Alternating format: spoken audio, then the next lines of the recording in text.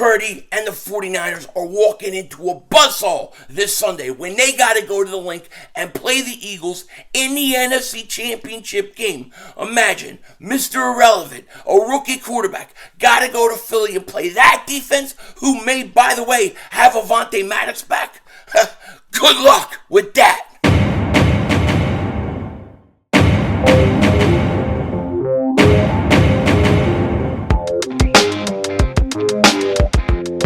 Dallas still stinks.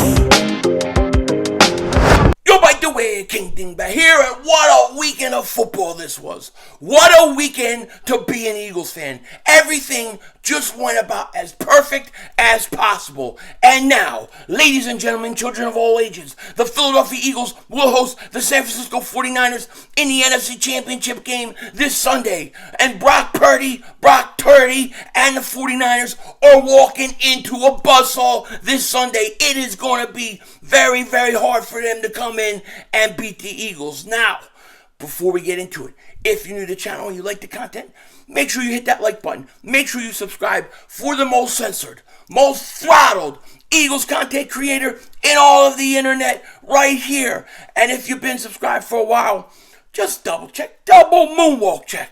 Make sure you're still subscribed. You still get notifications. Everything has been haywired. I'm getting a ton of DMs and emails letting me know things have been a little crazy. That's why you got to hit that like and subscribe if you haven't. Only way to beat the censorship. Now, before we talk about football, I have to say this, okay? Gosh, I just found this news out probably about 20 minutes ago. Shout out to Daz Deals for getting in touch with me and letting me know. But many of you guys probably know Jeremiah Butler. He's been with my channel for 3-4 years at least. He comments on pretty much every Eagles content creators page. Great guy. He's always around. Many of you guys know him. You've seen his posts. You've seen him in the chat. Well, I just found out he passed away. Daz Deals just informed me he passed away. I'm shocked. Did not know about this today. I guess it was a few weeks ago. And I just wanted to share my condolences to his family, his friends, and say that, you're in my prayers. May he rest in peace. I'm not sure what happened, but it's a horrible thing. And I just wanted to share my condolences and say that, we're definitely praying for his family over here, in this household. So hopefully, family's okay, but it's a shame. Hate to even have to talk about something like that, but he's a great guy. So definitely my condolences. Now, as far as the Eagles go, they are rolling. Okay, we heard last week, and I gotta say this: do you ever? I've seen it before, but I don't ever remember a 6 seed talking as much crap as they did all week leading up to this game. In actuality, the Giant fans, I thought, talked a lot more crap than the Eagle fans this week. I thought the Eagle fans were pretty measured. We just kind of sat back and we waited. Giant fans were confident they were going to beat us. They were confident they could stop us because their backups did it, which should prove to you this is any given Sunday. Week to week, you don't know what's going to happen because you don't know what coaches are doing, what they're hiding, what they're not showing. And that was the case for the Eagles. And they went out there and they took Giants. They took the Giants to school, man. That game was over by halftime. It was a beautiful thing. And like I said, I was wrong. I thought the Giants were going to keep it close, at least because it was a division rivalry. My mother can't. Sorry about that, but you're gonna get to see this live. Sometimes the mother kitten for my cat, the mother kitten, she tries to move her kittens, and I just caught her trying to move this one right here. Why are you moving her? She's perfectly safe. I think it's an instinctual thing. She just likes to move them. I don't know, but yeah. So I have to go put this kitten back in the cage. She's fine. So there you go. Another Eagles fan, born and bred. Now, I'll be right back. Okay, so I'm sorry about that. Had to put the kitten away. But as I was saying, I thought the Giants were going to give us a tougher fight. Not because I thought that they were better, but I thought because it was a division rival and they knew us, it would be slightly a tougher match. Not at all. The Eagles They outclassed them. They outgunned them. They're just flat out better than the New York Giants. And it showed on the field. That game was over by halftime. And now we're going to play the San Francisco 49ers, who, yes, are a better team than the New York Giants. However, the one big problem they're going to have is they got a rookie quarterback, Brock Purdy, coming in to Philly in the NFC Championship game. Mr. Irrelevant, a rookie quarterback. And they think that they're going to beat the Eagles. I think it's going to be very, very hard, especially if this defense is playing the way they did versus the New York Giants. And, oh, by the way, they get Avonte Maddox back. That's right, because today Nick Sirianni said this. We're hopeful Avonte Maddox will be able to play this Sunday. Then he proceeded to talk about how he had Little Caesars pizza this weekend watching the game. I don't know why. Somebody introduced this man to some Sicilian pizza. He needs some Sicilian pizza, man. You know what I mean? He's eating Little Caesars pizza. Oh, man. You know, I think he said the Little Caesars thing. Somebody said they're a sponsor of the NFL. So I think he was told to say that, because I can't believe he's not having Sicilian pizza.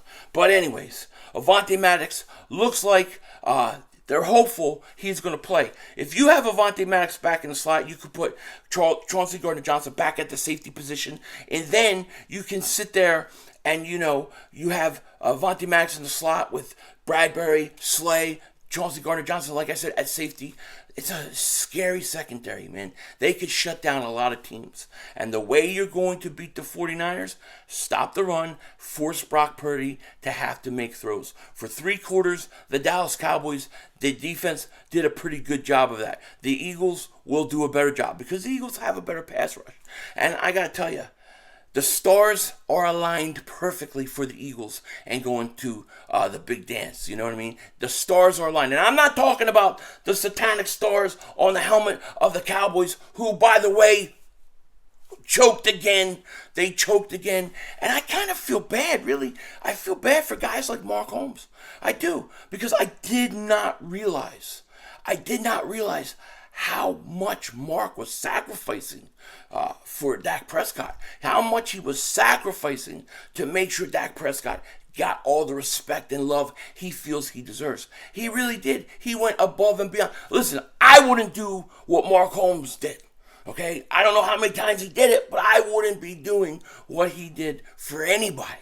Okay? But Mark, he went all out. He gave of himself. He gave his full self. If you don't believe me, just listen to this. Look, Dak, you are my guy. I have literally, I have defended you against everyone. I have been there. Believe me, I take as much caca as possible. I believe in you. Believe me, I take as much caca as possible. Man, that's true commitment. Is that not? That's true commitment. I ain't going that far. I'm sorry for anybody.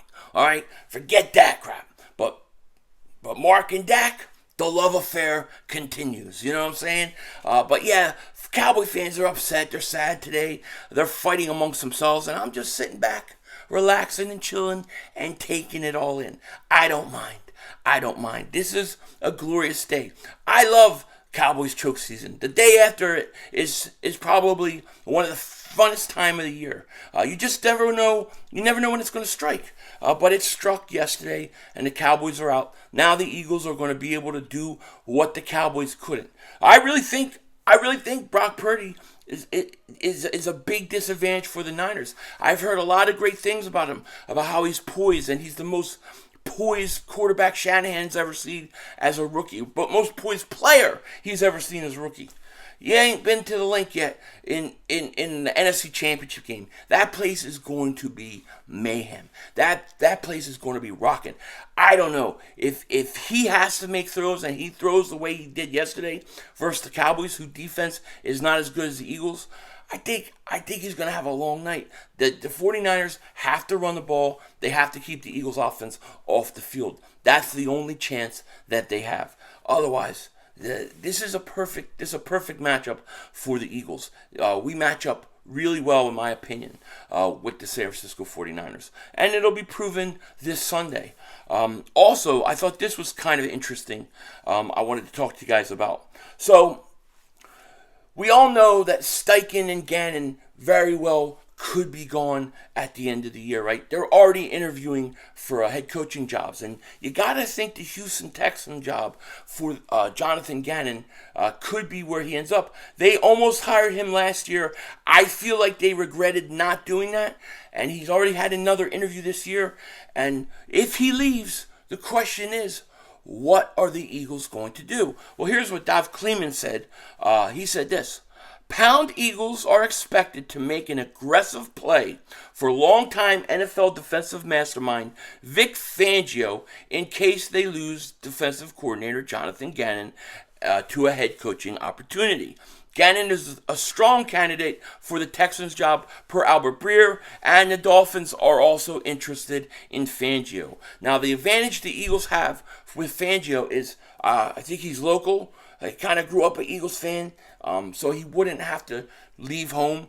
And he was with the Eagles during training camp, helping to consult, and he knows this defense in and out. Now, I think that, I think Jonathan Gannon coached a perfect game this past weekend. He did. It was his best coached game. He was aggressive. I thought he stayed aggressive. I have no complaints. But there are times during the course of the year where I don't think he's aggressive enough. I think he backs off too early. And I think he has such a talented roster that a lot of times those guys just go out and make plays anyways. If you give Vic Fangio this roster, that defensive line, oh my gosh, I think he takes them to another level. I really hope that Vic Fangio is the guy that they're going to end up with if Jonathan Gannon leaves. Because obviously if he doesn't, you got to keep him. We what, 14 and 3, and we're now in the NFC Championship game, and he coached his best game in the playoffs, which is a good sign. So it's going to be very, very interesting. I think this matchup, I think all week, get ready to hear the 49ers. They're good on both sides of the ball, even when they're playing bad. Look what they did to Dallas. But I think really this is going to come down to the Eagles' defensive line versus the Niners' offensive line, and the Eagles stopping the run. I think if they do that, I think the 49ers are going to have a hard time moving the ball. Yes, they got Ayuk. Yes, they got Deebo Samuel. But if they don't have somebody that can get them the ball, it's going to be a problem. And I think Purdy, if the Eagles get a pass rush on him, and you force the rookie quarterback, and I'm not saying that he's going to be a bad quarterback, he can't play in this league. I'm just saying he's inexperienced. He's a rookie. He hasn't seen it all. He hasn't been in a situation where he's going to the NFC Championship game in the Northeast, in Philly. That's a tough spot to play. And I think that's the big advantage the Eagles have, and they got to take care of it. So it's going to be a very, very interesting week. I can't wait. With that said, take care. Talk to you later. Of course, don't be a dingbat. Remember, it's how we vision. We're all just living in it.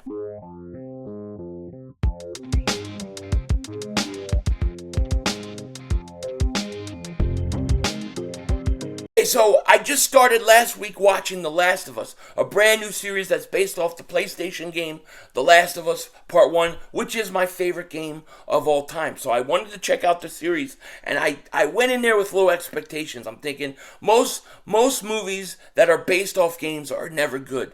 So will this be any good? It's been really good so far. So far, so good. I thought that first 2 episodes were fantastic. Hopefully it continues. Will it? I have no idea. But right now, it's very, very good. And it, in my opinion, is probably so far the best movie that is based off of a game that I've ever seen. At least that I can think of. Can you guys think of any really good movies that were based off games that was like really good? Because right now, I can't think of any. But Last of Us so far, 5 stars. No doubt about it. With that said, Denzel Washington out.